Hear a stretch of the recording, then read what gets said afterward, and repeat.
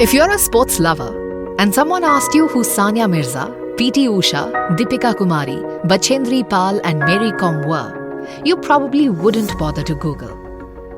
But if someone asked you who Archana Venkataraman, Rita Gombu, Vandana Rao, Chekruvolu Swaru and Sarita Devi were, your answer most likely would be, who? Such is the nature of sports. Some become stars, while the others are eclipsed by stars. This is Almost Perfect, a podcast series from Radio Azim Premji University, where we bring you the incredible stories of Indian women athletes who competed at the highest level and made a name for themselves, but who rarely find a mention in the Hall of Fame of Indian sports. Episode 4. Get, Set, Gone.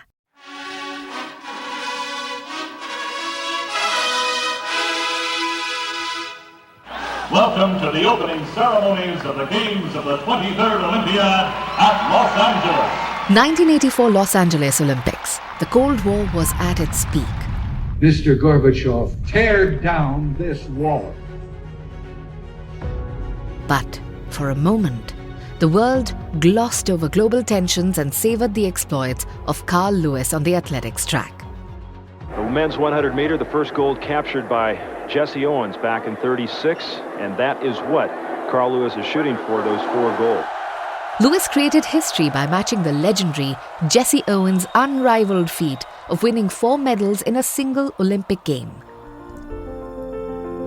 In the din of the epoch-making settings in Los Angeles, a little-known Indian woman athlete named PT Usha left a faint impression on the sporting high table when she missed the bronze medal by 1/100th of a second in the 400-meter hurdles. The girl from Kerala laid claim to the title of the second fastest woman sprinter in Asia. Her name, PT Usha. Later, Usha and her fellow sprinters Vandana Rao, D Valsamma and Shiny Wilson created history by qualifying for the 100 into 400 meters relay race finals. Although they finished last in the race, they broke the Asian record and were headlined as the Golden Girls of Indian athletics. Of the sprint quadrant, PT Usha continued to win laurels and would become a household name. Shiny Wilson and D Valsamma would shine in the Asian circuit before fading from public memory. As for Vandana Rao, her sporting journey would end abruptly after the 1984 Olympics.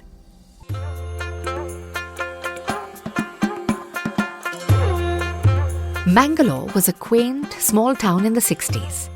Here, Vandana Rao, a shy girl from a conservative family, grew up in a neighborhood lined with beautiful bungalows.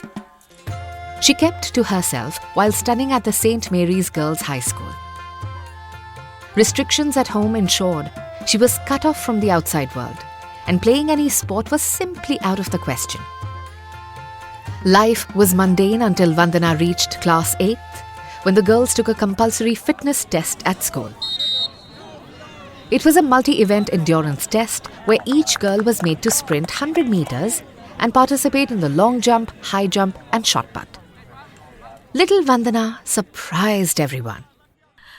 I was made to run the 100 meters where my timing was much better than the state champion. So my teachers got confused and they asked me to run again. And again I clocked the same timing.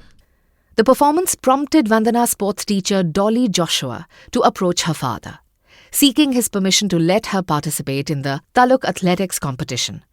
But the father was against the idea. My father didn't allow at first.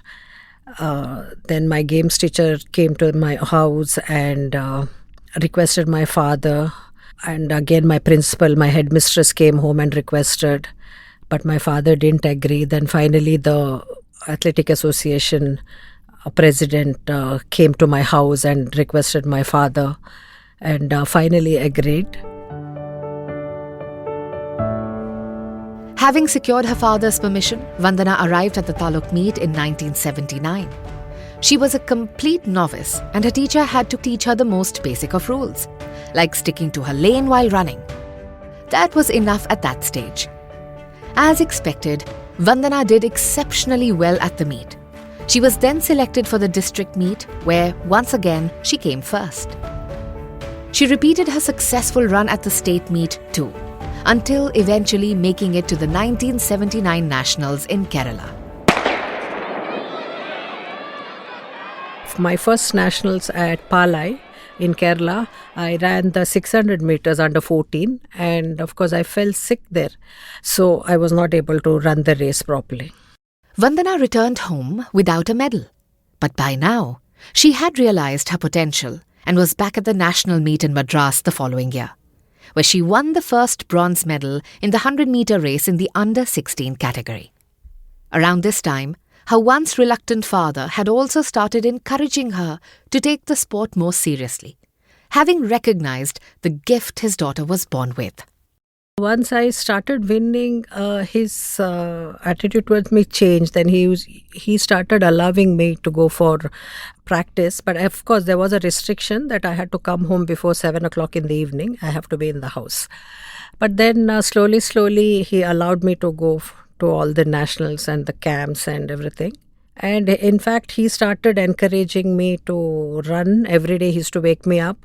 Plus, I was a Brahmin. I never used to have any non-vegetarian. It was only a vegetarian food. But then he started bringing eggs and making egg flip for me and giving me. That's how he started encouraging me to run. Vandana had a bumpy start to her professional career, as she had to change coaches several times. But each of them taught her lessons that helped her become a more well-rounded athlete. By the early 80s, she was all set to foray into the international circuit. The first major international event Vandana participated in was the 1982 Asian Games in New Delhi. Although she didn't win any medals in the 100 and 200 meter races, she was spotted by Ken Bozen, who was one of the most prolific Indian athletics coaches at that time. Ken felt that Vandana had an impressive stride length and suggested she transition to 400 meters. Heeding his advice, Vandana switched to 400 meters after the 82 Asian Games. The transition proved to be more challenging than she had anticipated. But it wasn't because there was a dip in her performance. 1983, I came first in the Nationals. The Nationals was held in Jamshedpur.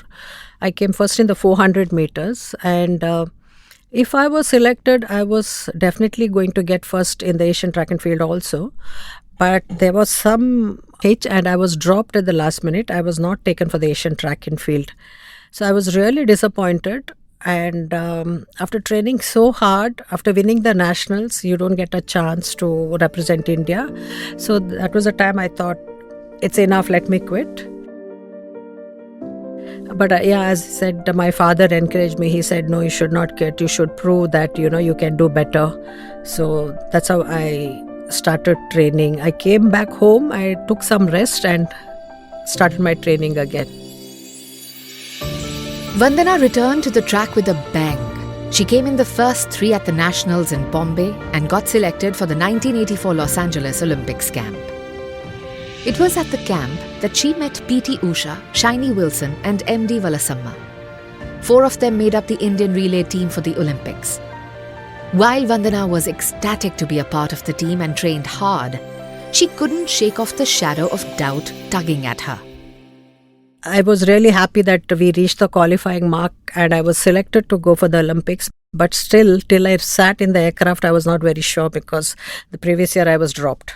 So I was just keeping my fingers crossed and then finally we reached USA and it was my first international journey out of the country. The USA turned out to be everything the girls imagined and more. Vandana admits that, for the first couple of days, the girls were so captivated by everything that training was the last thing on their minds. The simple act of eating also became an ordeal in the foreign land. One of Vandana's major concerns was eating with forks and knives, but she found a way. She would look around and, when no one was watching, quickly put a bite in her mouth with bare hands. Despite the distractions, the girls were on point when the time came to perform on the track. Usha had performed magnificently in the heats and the semi-finals and firmly establishing herself as one of the main favorites for a medal. But heartbreak was to await her in the final. A faulty hurdling technique and a pace miscalculation between the third and fifth hurdles made her come in fourth, missing the bronze medal by just 1/100th of a second. Yet, it was the first time that an Indian girl had reached any Olympic final. Her spirited run boosted her teammates' confidence, and they went on to qualify for the finals of the 100 into 400 meter relay, becoming the first Indian relay team to enter the finals of an Olympic event. The girls were elated. Their Olympic campaign was going on as they had envisioned. Then came the big finals under the big lights and thousands of spectators in a packed-to-capacity stadium.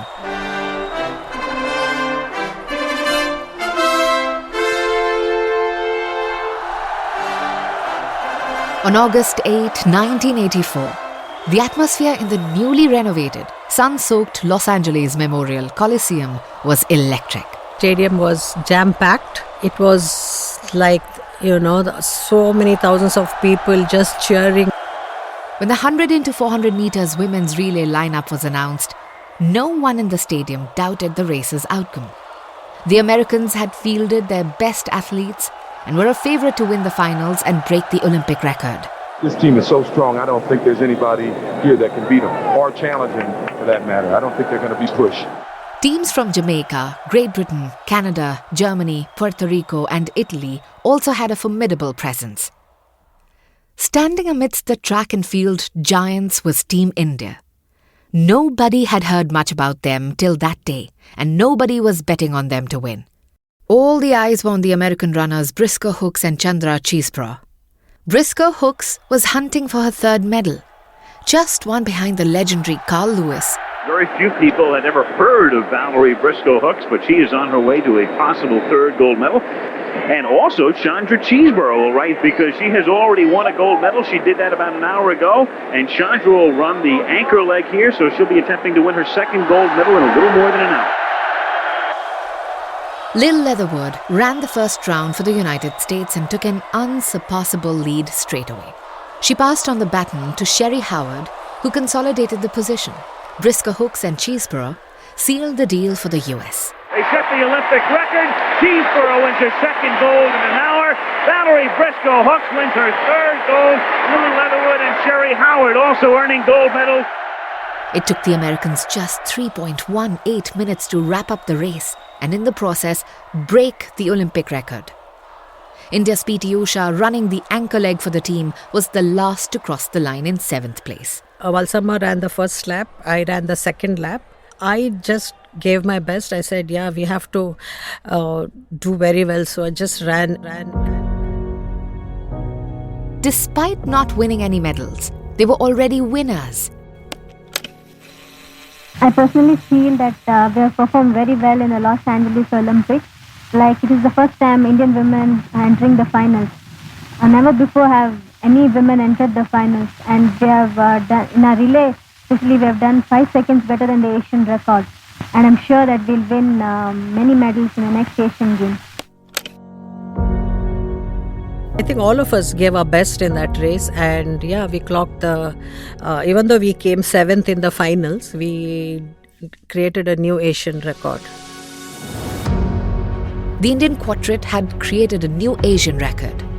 And perhaps more importantly, they had showcased women's ability in sports, battering centuries of stereotypes and voices that said they could not. We spoke to senior sports journalist G. Rajaraman, who explained what the achievement of the girls in the 1984 Olympics meant for Indian athletics. Nobody really expected this team to go out and win a medal in the Olympic game. There was a lot of importance given to participation. There was exposure that the Indian needed. There was no hype. As you can see, happens today around the javelin throw, around the 400 meters, around Avinash Sable. That kind of hype did not exist back then in 1984. It used to be very quiet, and the whole focus was on the hockey team. I don't think anybody even expected P.T. Usha to make it to the final of the 400 meters hurdle. So it was the hockey team. It went out as a favorite to win the gold medal in 1984. Unfortunately, came back empty-handed. So the whole focus was around the hockey team. The athletics contingent was not really in the forefront back then. And it was not until Usha took those giant strides in 1985 and 86 at the Asian level and that we started seeing athletics as a possible medal contender in the Olympic Games and at the world stage. Upon their return to India, the media was quick to dub the quartet the Golden Girls. The girls suddenly found themselves under the spotlight, with every aspect of their lives making headlines in the papers. Vandana, in particular, became the media's darling, not because of her running abilities, but for her distinctive hairstyle and looks. The attention, however, whittled away as quickly as it came. The girls were back on the training ground. In 1985, Vandana was selected to represent Asia in the Canberra World Cup after coming third in the 200-meter race at the Asian Track and Field Games in Jakarta. Though she didn't win any medals there, she had, once again, proved her prowess by being one of the few Indians to represent the continent at the event. She remained active in the circuit, eyes firmly on the 1988 Seoul Olympics. When the Olympics did arrive, she was a top contender along with P.T. Usha, Shiny Wilson, Vandana Shanbag, Ashwini Nachappa and Mercy Kuttan. But Vandana could have never guessed that this Olympics would be mired in controversy and mark the end of her career. 1988 Olympics, actually, it was one of the reasons maybe for me to give up, because before the 1988 Olympics, the qualifying happened in Delhi, and I stood second in the qualifying, as I remember. But unfortunately, I fell sick just before going for the Olympics. So I was asked to, we were 6 of us that time. That was, of course, P.T. Usha, Shiny Abraham, and Vandana Shanbag, myself, Ashwini Nachappa, Mercy Kuttan. So we were 6 of us. And unfortunately, I had fallen sick just before leaving India. And then Ashwini was injured. So we were asked to run a trial. And Usha was also injured that time. The reason Vandana was asked to run a trial was because P.T. Usha's coach insisted that Usha, despite her painful heel, would replace her in the 4x400 meter relay. The last-minute decision didn't sit well with Vandana, and she protested against the move, prompting the coach to ask her to run a trial with Usha to decide who would anchor the relay race. When Vandana refused to run the trial, she was threatened by the chief that she would be sent back to India on the next available flight. Senior sports journalist G. Rajaraman sheds more light on the incident and how it impacted India's Olympic aspirations. In 1988, P.T. Usha was the premier runner. Despite her injury, she was India's best runner. Just ahead of the event, they conducted a trial, and P.T. Usha unfortunately had not done really well in that trial. And so they ordered a retrial, and P.T. Usha was probably asked to run against Vandana Rao. And Vandana was one of the runners who refused to run, and P.T. Usha ran a trial all by herself. And it was not the best advertisement for track and field sport. It was not the best advertisement for team spirit. It was not the best advertisement for India's Olympic aspirations. Vandana finally ran the relay as the anchor. But unlike the last Olympics, Team India couldn't qualify for the final event this time. The controversy took center stage in the media. Show cause notices were dispatched to Vandana Rao, Vandana Shanbag and Ashwini Nachappa for alleged indiscipline at the Seoul Olympics. Then the 3 were unceremoniously dropped from the list of athletes announced for national coaching camps by Amateur Athletics Federation of India. The writing was on the wall, and Vandana had enough of everything. She decided to walk away from the sport that gave her everything and took up a job in a travel agency, where she continues to work to this day.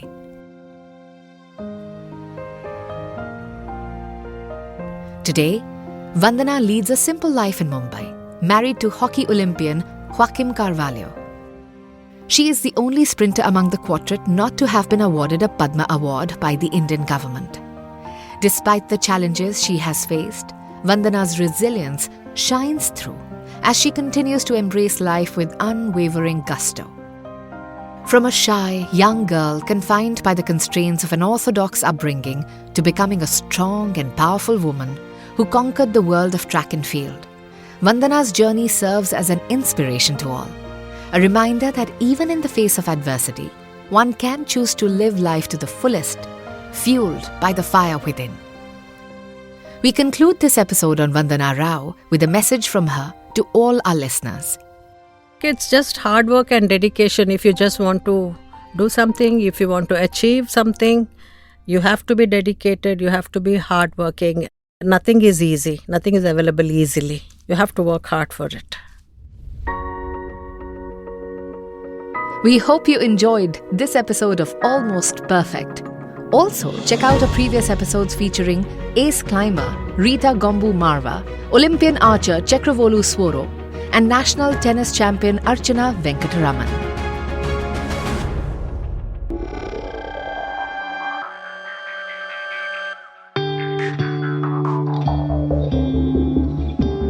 You're listening to You're listening to Insunothar. Radio Azim Premji University.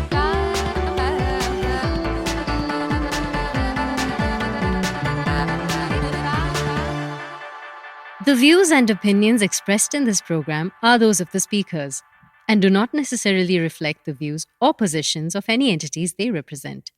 This program is intended for educational purposes.